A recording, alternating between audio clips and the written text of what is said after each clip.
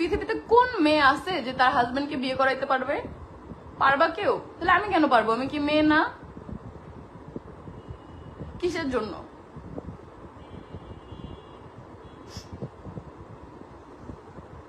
তো এই জন্যই তোমরা সবাই জিজ্ঞেস করতেছিলা যে আপু তুমি কেন মেনে নিচ্ছ? আমি মেনে নেই নাই। ও যদি বিয়ে করতো, আমি জাস্ট এই অপেক্ষায় ছিলাম যে ও কিভাবে কবুল বলবে, আমি এটা শুনবো, তারপর আমি চলে আসবো। আমি আমার ভাইকে বলে রাখছিলাম যে আমি যখন বলবো এসে আমার নিয়ে যাবি, ঠিক আছে? তখন আমি বলছি যে আয়সা আমাকে নিয়ে যাবি। ও বিয়ে করতো না করতো আই ডোন্ট কেয়ার, কিন্তু ও তো করতে চাইছে, সেটাই হলো সবচেয়ে বড় কথা। এমন না যে তোমরা এখন বলতে পারো যে বিয়ে তো করে নাই, করতো তো। করতো তো। আমি যদি ওই দিন না সিরিয়াস হয়ে যেতাম, যে যখন বলছে যে হ্যাঁ কাজে আসবে, সবকিছু দেখতেছি না এটা প্র্যাঙ্ক করতেছে না আমার সাথে, ওরা রিয়েল, তো তখন ভাই এটা কোনো মেয়ে দেখতে পারবে না তার চোখের সামনে যে তার হাজবেন্ড আরেকটা বিয়ে করতেছে, কেউ দেখতে পারবে না। তোমাকে অনেক ভালোবাসি মা, তুমি কান্না করো না। Thank you Apsara.